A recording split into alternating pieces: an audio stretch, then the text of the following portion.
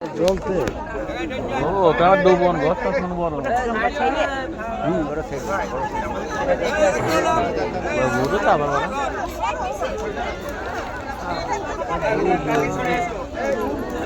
কিছু করবে না। এটা চলতে সমুদ্র দিকে কিনা নাকি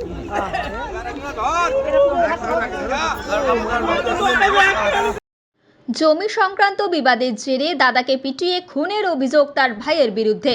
এমনই চাঞ্চল্যকর ঘটনাটি ঘটেছে নদিয়ার চাপড়া থানার পূর্ব খ্রিস্টানপাড়া এলাকায়। স্থানীয় সূত্রে জানা গিয়েছে, সোমবার বাড়ির কিছুটা দূরে মনোজ মণ্ডল নামে এক ব্যক্তির মৃতদেহ পুকুরের জলে পড়ে থাকতে দেখে স্থানীয় বাসিন্দারা। পুলিশকে খবর দিলে পুলিশ মৃতদেহ উদ্ধার করে চাপড়া গ্রামীণ হাসপাতালে নিয়ে এলে কর্তব্যরত চিকিৎসকরা তাকে মৃত বলে ঘোষণা করে। পরিবারের অভিযোগ, দীর্ঘদিন ধরে জমি সংক্রান্ত বিবাদ চলছিল নিজেদের পরিবারের মধ্যেই। রবিবার রাতে মনোজ মণ্ডলকে ভাই তাকে বাড়ি থেকে ডেকে নিয়ে গিয়ে পিটিয়ে খুন করে পুকুরের জলে ফেলে দিয়েছে বলেই এমনটাই অভিযোগ উঠছে। অভিযোগ পাওয়ার পর ঘটনার তদন্ত শুরু করেছে চাপড়া থানার পুলিশ। ইতিমধ্যে পরিবারের পক্ষ থেকে মৃত ব্যক্তির ভাই সহ ভাইপোদের নামে অভিযোগ দায়ের করেছেন মৃত ব্যক্তির ছেলে। মৃত্যুর কারণ জানতে গোটা ঘটনা তদন্ত শুরু করেছে পুলিশ।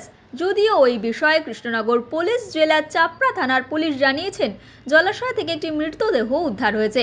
মৃত্যুর ঘটনা অভিযোগ দায়েরও হয়েছে। গোটা ঘটনাটি তদন্ত করে দেখা হচ্ছে।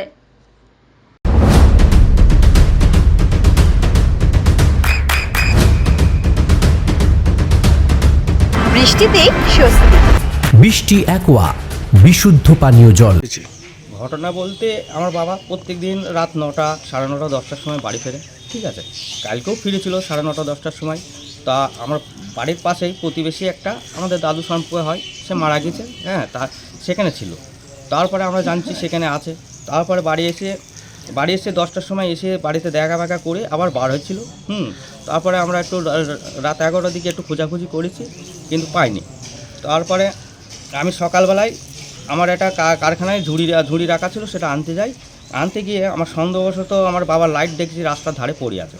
সেই লাইটটা তুলতে যাই, দেখি ছেঁচড়ানোর একটা পুরো দাগ, প্রায় 100 মিটারের মতো দাগ আছে ছেঁচড়ানো। ওই দাগটা ধরে আমি গিয়ে গর্তর ধারে গিয়ে দেখে আমার বাবা পড়ে আছে পুকুরের ধারে। কি মনে হচ্ছে আপনাদের? আমার মনে হচ্ছে পুরো মার্ডার করে পিটিয়ে ডাঙায় পিটিয়ে খুন করে জলে ফেলে দিয়েছে। কারা খুন করতে পারে? খুন করেছে আমাদের একটা দীর্ঘদিন ধরে একটা জমির বিবাদ চলছে, 5 বছর ধরে কেস চলছে। হিন্দুস্তান জমি কেস আছে ওটাই। ঠিক আছে, জমি আমার নামে জমি, আমার বাপের নামে জমি। সেই জমিটা আমার কাকা ভূ রেকর্ড কেটেই নিজের নামে করতে চাইছে। ওদের কোনো জায়গাই নেই ওখানে। ঠিক আছে, সেই জায়গার একটা বিবাদ আছে। গত 3 তারিখে আমার ওই কাকার ছেলেরাই ওখানে গিয়ে আমার বাড়িতে গিয়ে, আমরা বাড়ি ছিলাম না কেউ, গালাগালি মন্দ খুব করেছে। ঠিক আছে, হ্যাঁ। আর আশেপাশে পাড়া প্রতিবেশীরা ওকে এবার বুঝিয়ে দিয়ে গিয়েছে। পাড়ার যে মেম্বার ছিল সেও বলেছে যে বাড়ি চলে যা, গালাগালি মন্দ করিস নি, তোর বাপ ভুল করেছে। ঠিক আছে, তাহলে কি আপনার ধারণা আপনার বাবাকে আপনার কাকারাই পিটিয়ে খুন করেছে? কাকা পুরো শিওর। আমরা আপনারা কি থানায় অভিযোগ করছেন? হ্যাঁ, করবো। অভিযোগ করছেন? আমরা অভিযোগ করতে এসেছি এখন। কি নাম আপনার? আমার নাম মার্টিন মণ্ডল। বাবার নাম মনোজ মণ্ডল। বাবার বয়স কত? বাবার বয়স প্রায় 58 বছর। কি করতো উনি? বাবা ওই বাড়িতে থাকতো, গরু বাছুর দেখতো। আমার বাবার 4টি গায়ে আছে। কোথায় বাড়ি? বাড়ি হচ্ছে চাপড়া পূর্ব খ্রিস্টানপাড়া। বাবার মৃতদেহ কোথায় পাওয়া গেছে? বাবার মৃতদেহ আমার বাড়ি থেকে প্রায় 300 মিটার দূরে। ঠিক আছে, আর চাপড়া পুকুরের ধারে, কাঠমিলের পাশে যে পুকুরটা আছে, পুকুরের জলে।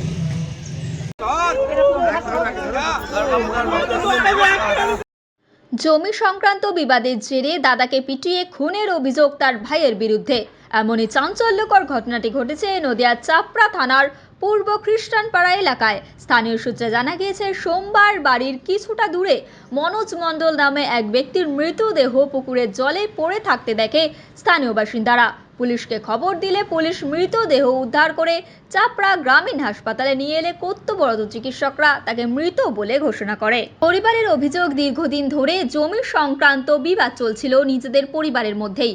রবিবার রাতে মনোজ মণ্ডলকে ভাই তাকে বাড়ি থেকে ডেকে নিয়ে গিয়ে পিটিয়ে খুন করে পুকুরের জলে ফেলে দিয়েছে বলেই এমনটাই অভিযোগ উঠছে। অভিযোগ পাওয়ার পর ঘটনার তদন্ত শুরু করেছে চাপড়া থানার পুলিশ। ইতিমধ্যে পরিবারের পক্ষ থেকে মৃত ব্যক্তির ভাই সহ ভাইপোদের নামে অভিযোগ দায়ের করেছেন মৃত ব্যক্তির ছেলে। মৃত্যুর কারণ জানতে গোটা ঘটনা তদন্ত শুরু করেছে পুলিশ। যদিও ওই বিষয়ে কৃষ্ণনগর পুলিশ জেলার চাপড়া থানার পুলিশ জানিয়েছেন জলাশয় থেকে একটি মৃতদেহ উদ্ধার হয়েছে। মৃত্যুর ঘটনা অভিযোগ দায়েরও হয়েছে। গোটা ঘটনাটি তদন্ত করে দেখা হচ্ছে। নদিয়ার সবথেকে বড় English medium school JRS public school প্রায় ৩৫ বিঘা জমির ওপর গড়ে উঠেছে বিশাল ক্যাম্পাস। নার্সারি থেকে শুরু করে উচ্চ মাধ্যমিক, ITI college, law college, BEd college, ভর্তি চলছে জেআরএস পাবলিক। ব্যালকনি বা সিঁড়ির রেলিং, মডিউলার কিচেন বা ড্রয়িং রুম, এক কথায় আপনার স্বপ্নের বাড়িকে করে তুলুন আরো সুন্দর। Chakdah ply centre, gorgeous look বা কোয়ালিটি সবে ৩ নম্বর 1 Chakdah ply centre. Chakdah ply centre, KBM, Chakdah, Nadia. করবেন কেন করবেন বুঝতে পারছেন না তো? সঠিক গাইডলাইন পেতে আজই আসুন নদিয়ার চাকদাতে নিবেদিতা প্রাইভেট লিমিটেডে। Nivedita private limited, marketing and distribution service. Chakdah aluminium centre, ply, কাঁচ, laminates, kitchen fittings, door lock, window ও অ্যালুমিনিয়ামের খুচরো ও পাইকারি বিক্রেতা। চাকদা অ্যালুমিনিয়াম সেন্টার, পূর্বলালপুর 50 নম্বর রেলগেটের পাশে, চাকদা, নদিয়া। হোমওয়ার্কটা করেছো? হ্যাঁ স্যার। এ বাবা, ভুল করেছো কেন? চোখে কেমন ঝাপসা দেখছি, লিখতে আর পড়তে খুব সমস্যা হচ্ছে। চাকদার মডার্ন অপটিক্স থেকে ভালো চোখের ডাক্তার দেখিয়ে নাও। প্রতিদিন প্রকৃত চোখের ডাক্তার ও দৃষ্টি বিশেষজ্ঞ মডার্ন অপটিক্স, চাকদহে। স্যামসাং, জিও, রিয়েলমি,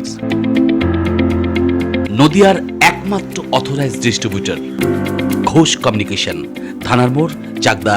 ভাবছেন 3 স্টার ক্যাটাগরিতে কাটাবে? রুম রে মাত্র 1500 টাকা থেকে স্টার, খাওয়া দাওয়া রিজনেবল প্রাইস। নদিয়ার একমাত্র 3 স্টার ক্যাটাগরি হোটেল এনবি সোনার বাংলা হোটেল, কল্যাণী এইমসের ঠিক উল্টো দিকে, কল্যাণী, নদিয়া।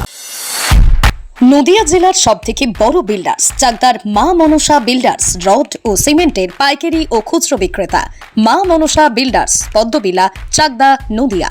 রড কেনাকাটায় থাকছে ডিসকাউন্ট অফার। মা মনসা বিল্ডার্স।